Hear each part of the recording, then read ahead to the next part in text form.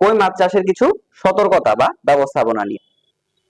কই মাছ চাষের ক্ষেত্রে আপনাকে অবশ্যই মাছ ছাড়ার সাথে সাথে অর্থাৎ 1 থেকে 2 ঘন্টা পর মাছকে খাবার দিতে হবে, না হলে এরা এই মাছগুলো নিজের প্রজাতি অর্থাৎ এই মাছগুলো যে বাকি মাছগুলো আছে সেগুলা কামড়াকামড়ি করবে বা নিজেদেরকেই খাওয়া শুরু করে দিবে।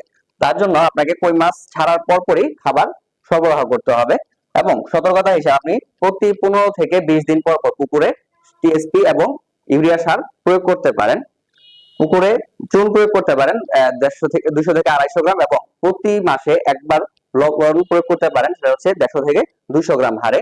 এর পাশাপাশি যখন আপনি পোনা ছাড়বেন পুকুরে, তার আগে অবশ্যই আপনাকে পুকুরে হাঁস পোকা থাকে অনেক, এই হাঁস পোকা মারার জন্য আপনাকে 10 গ্রাম 10 মিলি সুমিথিয়ন মাছ ছাড়ার 24 ঘন্টা আগে অবশ্যই অবশ্যই পুকুরে প্রয়োগ করতে হবে, যাতে পুকুরের সমস্ত ধরনের হাঁস পোকা মারা যায়।